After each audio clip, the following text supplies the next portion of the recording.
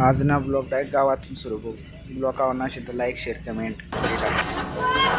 वो गांव जहां शादी के इंतजार में ढल रही है युवाओं की उम्र, न पानी मिल रहा है न पत्नी, आखिर क्या.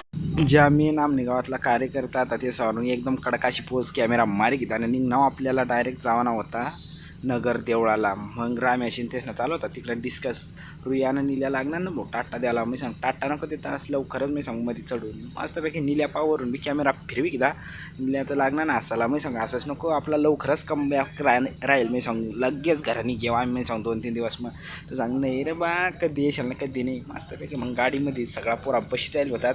मस्तपैकी सगळे सावरून कॅमेरा फिरवी घेता आणि आपल्यावरून ते पोज मारी घेतले. मस्तपैकी डायरेक्ट बेंदीपाडाने तट घ्यावं लायक के वो JCB लायल होता आणि आपला पोलीस दादा आणि ते बेंदीपाडानं आपला रवी भाऊवरून बी कॅमेरा फिरवी घेता आणि पोलीस दादावरून ते सगळे सावरून कॅमेरा फिरवी घेता. एकदम फॉर्मला अशा होतात ना. आपला परवीन दादा बी तर फुल फॉर्मला होता ना.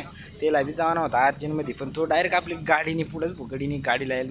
एकच ब्लॉकमध्ये काही तेवढा सांगता येणार नाही. त्यामुळे 2-3 ब्लॉक येरा तुम्ही ना बोनाला डॉक्टर पलटी जायला होता. ते एकदम बोगस वाट होता कारण की एवढी लांब होते आपल्याकडे.